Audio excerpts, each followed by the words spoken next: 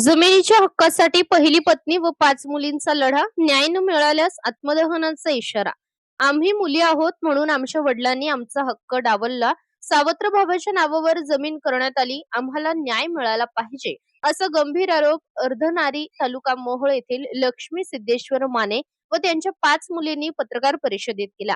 माने कुटुंबातील शेतीच्या हक्कावरून पहिली पत्नी आणि तिच्या 5 मुलींनी हा आरोप केला आहे. त्यांच्या म्हणण्यानुसार वडिलांनी पहिल्या पत्नीच्या मुलींना त्यांच्या हक्कापासून दूर ठेवून दुसऱ्या पत्नीच्या मुलाच्या नावावर जमीन केल्याचा त्यांचा आरोप आहे.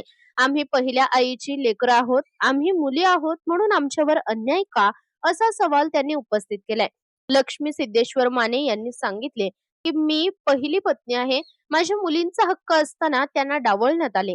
आम्हाला न्याय हक्क मिळावा एवढीच आमची मागणी आहे. मुलींनी आरोप केला आहे की जमीन खरेदी विक्री अथवा हस्तांतरणाच्या व्यवहारांमध्ये त्यांचा हक्क आणि त्यांची बाजू का विचारात घेतली गेली नाही, याची चौकशी झाली पाहिजे. मोहोळ येथील संबंधित निबंधक कार्यालयातील अधिकारी, गाव कामगार तलाठी आणि मंडळ अधिकारी यांच्या भूमिकेची चौकशी करण्यात यावी, अशी मागणी त्यांनी केली आहे.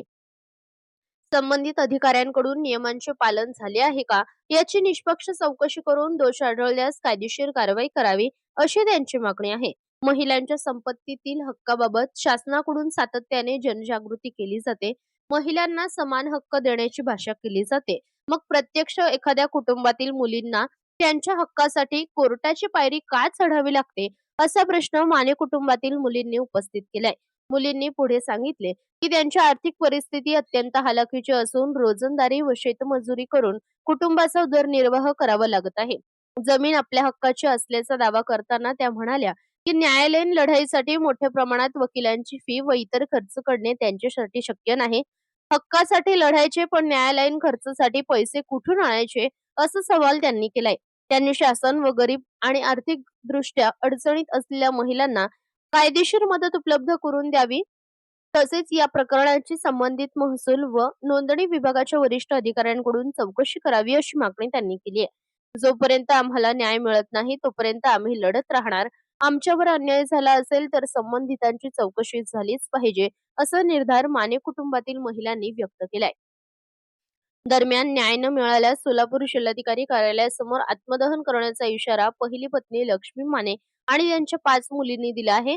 हा इशारा गंभीर असल्याचे प्रशासनाने या महिलांना तक्रारीची पडताळणी करून दखल घेऊन त्यांच्याशी संवाद साधावा आणि कायदेशीर मार्गाने त्यांच्या तक्रारींचे निराकरण करण्यासाठी आवश्यक मदत करावी, अशी मागणीही त्यांनी केली आहे.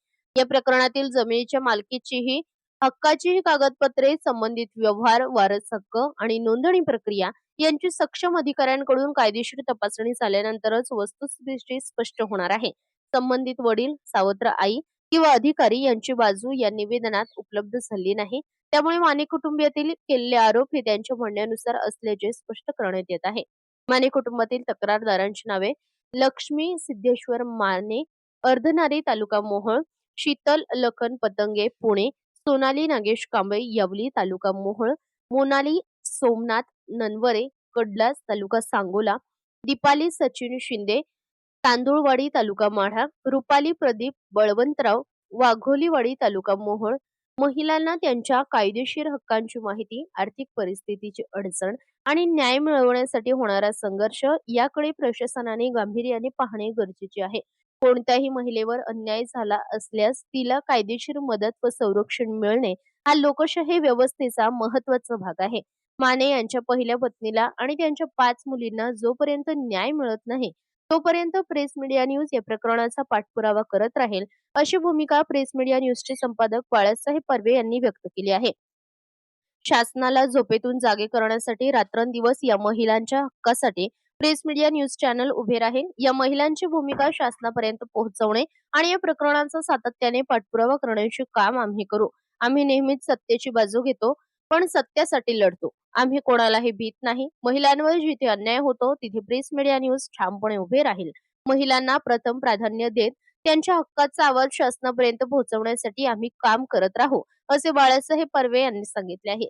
प्रेस मीडिया न्यूजची भूमिका कोणत्याही व्यक्तीविरुद्ध पूर्वग्रह ठेवण्याची नसून तक्रारीतील सत्य समोर यावे, संबंधित कागदपत्रांची तपासणी व्हावी आणि दोष कोणी असेल तर त्याच्यावर कायदेशीर कारवाई व्हावी, अशी आहे.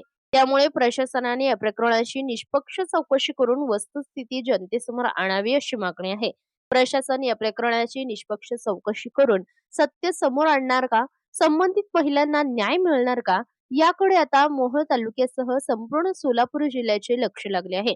माने कुटुंबातील महिलांचा लढा केवळ जमिनीपुरता मर्यादित राहणार नाही, की प्रशासनाच्या चौकशीतून या प्रकरणाची वस्तुस्थिती समोर येणार, याकडे आता सर्वांचेच लक्ष लागले आहे.